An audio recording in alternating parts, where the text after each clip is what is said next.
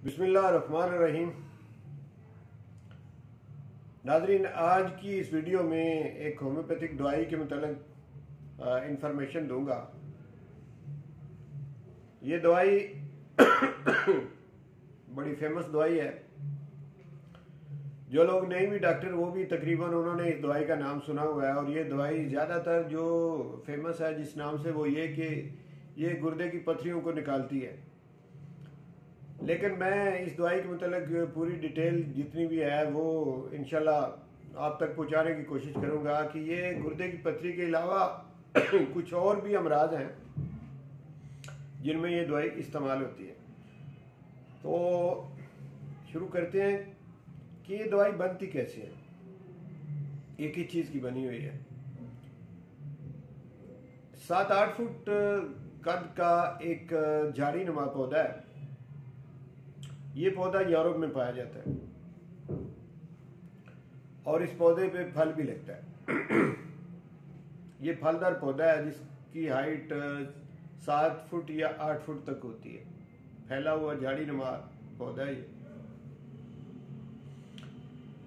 ये दवाई इस पौधे की जड़ें लेकर जड़ों से रस निकाल के यानी जड़ों को काट के फिर उनमें से रस जो है वो निकाल लिया जाता है और फिर उसी रस से ये दवाई तैयार होती है। खराशदार किस्म का एक्रिड ये रस होता है। इससे आगे होम्योपैथिक फार्माकोपिया के मुताबिक ये दवाई तैयार होती है। और ये जो दवाई है इसके असरात हमारी ह्यूमन बॉडी पे जिन हिस्सों पे ज़्यादा नुमायां देखने में आए हैं, जो ट्रायल से ये चीज़ साबित हुई है, वो 4 जगहें ज़्यादा नुमायां हैं। एक तो हमारा यूरिनरी सारा जो निज़ाम है, जो सारा सिस्टम है, यानी इसमें किडनी आ गए, इसमें यूरिटर आ गया, गुर्दों की जो नालियां हैं, और फिर इसमें यूरिनरी ब्लैडर मसाना, और फिर इसके बाद यूरिथ्रा यानी पेशाब की नाली। एक ये सारा एरिया जो है इस पर इस दवाई के असरात हैं। दूसरा लीवर पे इसके असरात हैं, जिगर पे यानी। और तीसरा ये कि हमारी GIT यानी गैस्ट्रो इंटेस्टिनल ट्रैक्ट, ये मुंह से लेके इसोफेगस, फिर स्टमक, फिर स्मॉल इंटेस्टाइन और लार्ज इंटेस्टाइन, ये सारा एरिया। इसमें ख़ास करके ये अंदरूनी जो इसकी लेयर होती है वो म्यूकस होती है, म्यूकस की बनी हुई लेयर होती है। तो म्यूकस पर इसके असरात ज़्यादा है इस लेयर पे, जो स्टमक के अंदर और इसी तरह से इसोफेगस और माउथ के अंदर भी है, इस पर इसके असरात हैं। और कौन कौन सी बीमारियां हैं जो इन्हीं एरिया से मुतल्लिक हैं जिनको ये दवाई ठीक करती है वो देखते हैं। एक तो जैसा कि मैंने पहले बताया कि ज़्यादा फेमस है गुर्दों की पथरियों के लिए। तो दोनों गुर्दों पे इसके अच्छे असरात हैं, लेकिन लेफ्ट किडनी में अगर पथरियां हों तो वो ज़्यादा यकीनी तौर पे ये उनको निकाल देती है, लेकिन राइट पे भी इसके असरात हैं। पथरियाँ जितनी भी बनती हैं, और बार बार जो पथरियाँ बनने का एक अमल है, टेंडेंसी है, यानी कुछ लोग ऐसे हैं कि उनको एक दफ़ा पथरी बनी और उसका कोई ट्रीटमेंट उन्होंने लिया, वो ठीक हो गई, निकल गई, फिर दोबारा पथरियाँ बनने का अमल शुरू हो गया। तो ये टेंडेंसी जो है बार बार पथरियाँ बनने का अमल, ये दवाई जो है ये इस टेंडेंसी को ख़त्म करती है। और बार बार ये अमल पथरियाँ बनने का जो है, एक बनी हुई पथरियों को खारिज करती है और फिर नई पथरियां बनने का अमल जो है उसको रोकती है। एक तो इसकी ये खूबी है। पथरी चाहे किडनी के अंदर हो, यूरिटर में हो या मसाने में हो, तो तीनों जगहों पे इसके असरात हैं। बाद में पथरी टूट के या बहुत छोटी हो तो यूरिथ्रा में भी वो फंस जाती है, यानी पेशाब की नाली में भी तो वहां से भी ये निकालती है। एक तो इसका ये हो गया फंक्शन। और इसके अलावा अगर हम देखें डाइजेस्टिव सिस्टम, जो मैंने अभी बताया GIT, डाइजेस्टिव सिस्टम सारा जो है उस पर इसके असरात हैं। और डाइजेस्टिव सिस्टम जब हम कहते हैं तो उसी में लीवर भी आ जाएगा, उसी में स्टमक आ जाएगा, इसोफिगस आ जाएगा, माउथ आ जाएगा। तो इस सारे जो सिस्टम है इस पर भी इस दवाई के असरात हैं। वो किस तरह से है कि एक बीमारी है, मैदे की एक बीमारी है जिसको एप्थोसिस कहते हैं। एप्थोसिस ये इसमें होता है कि बाद दफ़ा कोई फूड की एलर्जी हो जाती है, फूड पॉइजनिंग हो जाती है, कोई खुराक की इस तरह से कोई खाई जो कि सूट नहीं की, तो उससे नाजिया वोमिटिंग भी साथ शुरू हो जाता है। और बाद दफ़ा बैक्टीरिया की वजह से कोई खुराक में ऐसे बैक्टीरिया चले गए तो उससे भी ये बीमारी पैदा हो जाती है। और कभी कभार ये वायरस की इन्फेक्शन भी हो सकती है जिससे ये एप्थोसिस जो है ये बीमारी पैदा होती है। और एक है इमोशनल स्ट्रेस, ये चौथी इसकी वजह है इस बीमारी की। 4 बड़ी वजूहत हैं इस बीमारी की, चौथी वजह है इमोशनल स्ट्रेस। स्ट्रेस का शिकार मुसलसल जो लोग रहते हैं उनको भी ये मसला बन सकता है। इसमें होता क्या है इस बीमारी में कि जिनको ये मसला बनता है, अल्सरेशन हो जाती है, यानी कोई जख्म बन जाता है, या खुराक की नाली में बन गया, या मुंह में बन गया, या इसमें मैदे में बन गया, या ड्यूडिनम में बन गया, किसी जगह पे भी कोई अल्सर यानी जख्म जो है वो पैदा हो जाता है। और इस अल्सरेशन की वजह से फिर आगे जो सिम्टम पैदा होती हैं उसमें पेन है। और इस की जो पेन है वो चाहे किडनी में पथरी हो तो तब भी जो पेन होती है वो भी उसी तरह की पेन होगी, चाहे ये एप्थोसिस हो या अल्सरेशन हो, इसमें भी पेन उसी तरह से। तो इसकी जो पेन है, इस दवाई की पहचान उन पेन की से होती है कि पेन इसकी बाकी जो मेडिसिन है उससे थोड़ी डिफरेंट। तो ये 2-4 किस्मों की पेन मैं आपको बताता हूँ। अगर तो इस टाइप की पेन हो और उसके लिए जो एरिया है, एक ये GIT हो, यानी ये जो हमारा डाइजेस्टिव एरिया है, ये इस एरिया में पेन हो, या फिर लंबर रीजन में पेन हो, जिधर यानी किडनी होती है, पेल्विक एरिया जो है, बैक साइड से देखें तो लंबर रीजन है, यानी जो हमारे कमर के जो मोरे होते हैं ना उनको कहते हैं lumbar, L1, L2, L3, L4 और L5। तो ज़्यादातर जो देखने में आया L4 और L5 के दरमियान में जो डिस्क होती है वहीं पे ज़्यादातर कमर की दर्द लोगों को जो होती है उसी जगह से वो कमर की दर्द का शिकार होते हैं, जिसको कि बैक किक भी कहा जाता है। दर्द वहाँ पे भी हो सकती है। दर्द इन 3 एरिया में, लिवर पे भी हो सकती है, चौथा एरिया जहाँ के भी होगी, दर्द की जो नोयत है वो एक जैसी होगी। इसकी दर्द होगी कटिंग पेन, चाहे वो स्टमक में हो, चाहे इसोफिगस में हो, चाहे आपके मुंह में हो, चाहे वो लंबर रीजन में हो, चाहे वो लीवर पे हो। पेन जो होगी वो होगी कटिंग पेन, जैसे कोई काट रहा है। स्टिचिंग पेन, जैसे कोई स्टिच कर रहा है, इस तरह की पेन होगी, शिद्दत में होगी, सवीयर किस्म की पेन होगी।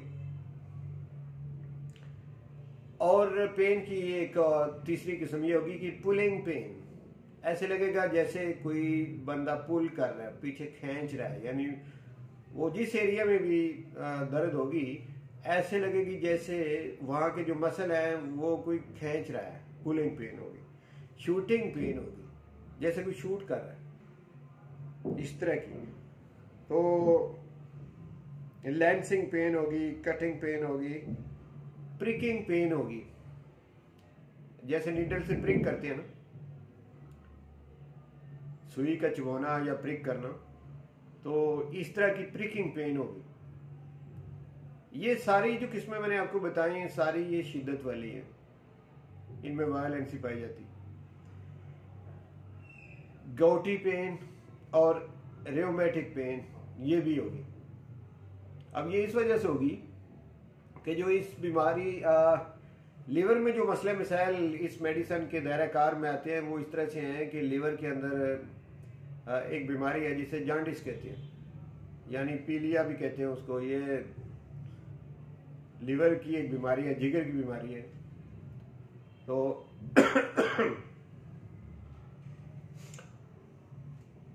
जिन लोगों को ये जॉन्डिस होती है उन लोगों को गाउट के होने का खतरा भी होता है, यानी यूरिक एसिड भी उनका बढ़ सकता है। और यूरिक एसिड जब जोड़ों में बढ़ता है तो गाउट हो जाता है, गाउटी पेन उसको कहते हैं, जोड़ों में जो होती है। और जोड़ों की दर्द को रिमेटिज्म भी कहते हैं।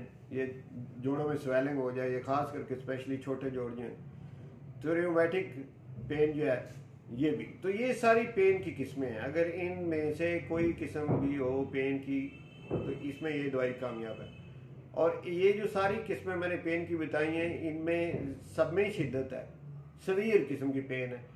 यानी ऐसी पेन जो है ये इमरजेंसी में ये हो सकता है, ये आम नॉर्मल पेशेंट जो है वो नहीं है कि इसको वो बर्दाश्त कर सके।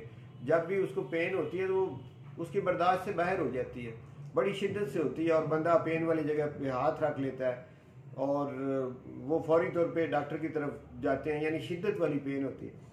तो इस टाइप की जो पेन है ये इस दवाई की तरफ इशारा करती है, जिसका नाम है बर्बेरिस वल्गैरिस, जो आज के हमारा टॉपिक है। ये जो दवाई है इस टाइप की पेन जो है ये इस दवाई की तरफ इशारा करती है।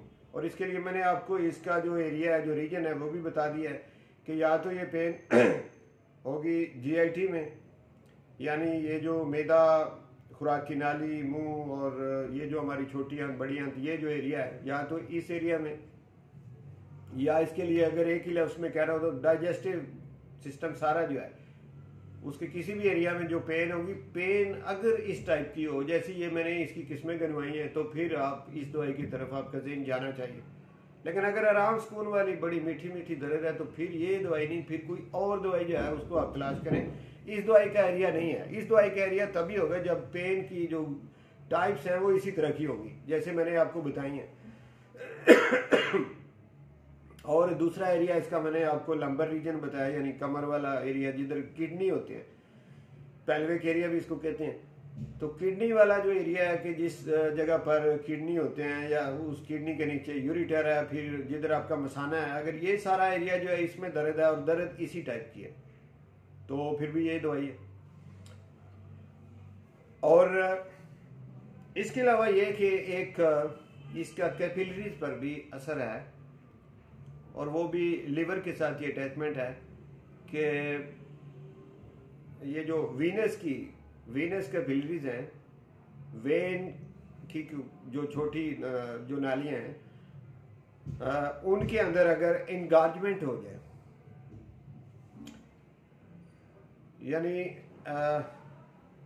कंजेशन हो जाए ब्लड की, इनगार्जमेंट जो है, तो वहां से वो जो कैपिलरीज हैं वो टाइट हो जाएंगी, फूल जाएंगी। जब कंजेशन ब्लड की उधर होगी, ब्लड ज्यादा जमा होगा और कैपिलरी का साइज जो है वो बहुत छोटा होता है, तो वो फूल जाएंगी। इसको कहते हैं इनगार्जमेंट ऑफ ब्लड वेसल्स, या ये एरिया जो खास करके है engorgement of venous capillaries. Venous capillaries की अगर इनगार्जमेंट हो जाए और वो जगह फूल जाए, उसमें भी ये दवाई दें तो कामयाबी हो जाती है। तो ये इस दवाई के मतलब जो इंफॉर्मेशन थी वो मैंने आप तक पहुंचा दी है।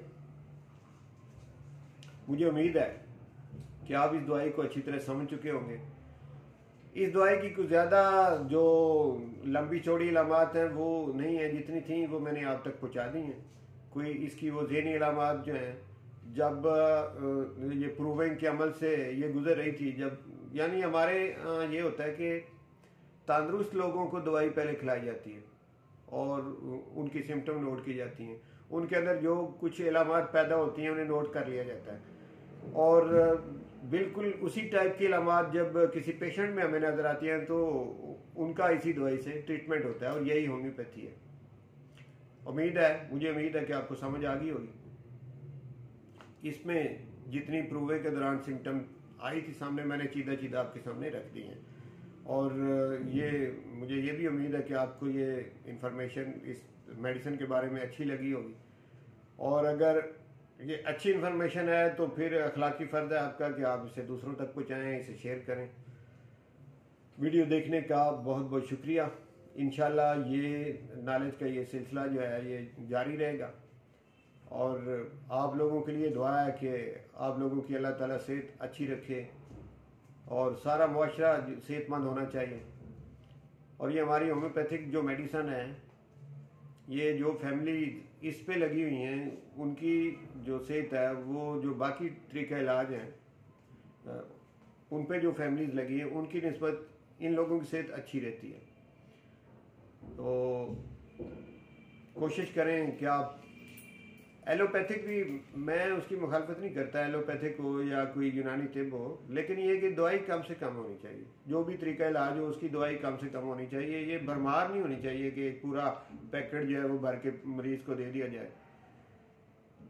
काबिलियत भी नहीं ये होती डॉक्टर की। अगर डॉक्टर काबिल हो, किसी भी शोबे का हो, तो कम से कम दवाई से मरीज को ठीक करता है। बहुत शुक्रिया नाजरीन वीडियो देखने का।